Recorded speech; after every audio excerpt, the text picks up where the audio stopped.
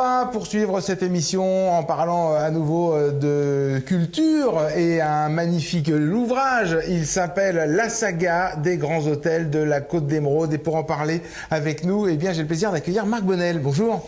Bonjour Arnaud. Merci d'être avec nous. Superbe ouvrage. Quand on plonge dedans, c'est compliqué de décrocher. J'ai fait l'expérience tout à l'heure avant cette émission. C'est magique parce que ça parle de chez nous. C'est plein d'endroits qu'on connaît sans les connaître en fait. Absolument, c'est un travail considérable de 2 ans de travail d'un groupe de 6 co-auteurs.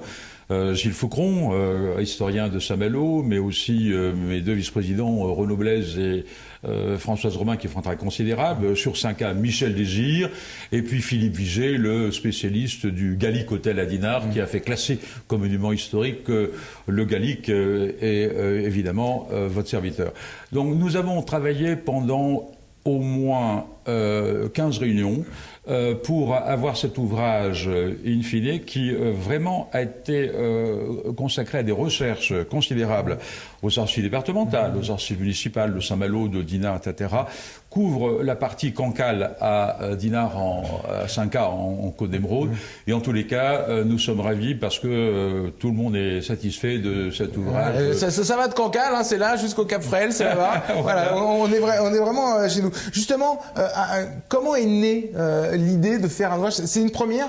Eh bien, quand j'avais fondé l'association en 1983, quand j'étais adjoint à la culture d'Yvon-Bourges, nous avions déjà émis un premier ouvrage qui était Dinard, la vie balnéaire dans les hôtels, sous la plume d'Henri Fermin. Et nous avons pensé que 36 ans après, il était utile de revenir sur cet ouvrage et sur ce thème. En quoi, justement, les hôtels de cette Côte d'Émeraude ont marqué l'histoire de notre territoire?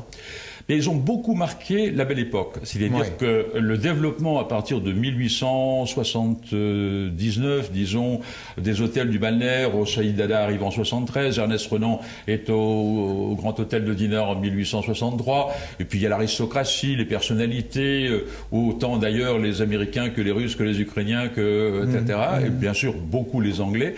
Et puis les rois, toutes les couronnes impériales viennent à Dinard.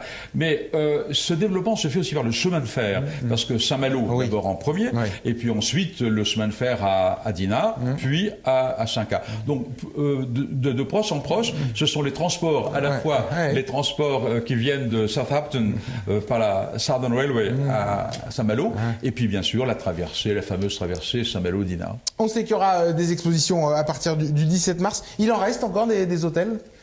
Oui, alors on sait qu'aujourd'hui, sur ces grands palaces, ces grands hôtels de notre Côte d'Émeraude, il y en reste un quart actif. Donc les autres sont transformés en appartements. Et nous déclinons tout cela dans 2 expositions qui auront lieu. L'une au Palais des Arts de Dinard à partir du 17 mars jusqu'au 24 avril.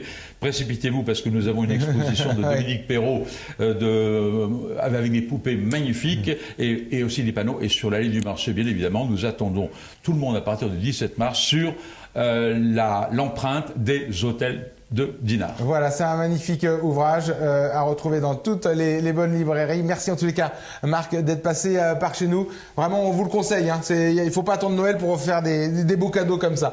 Merci.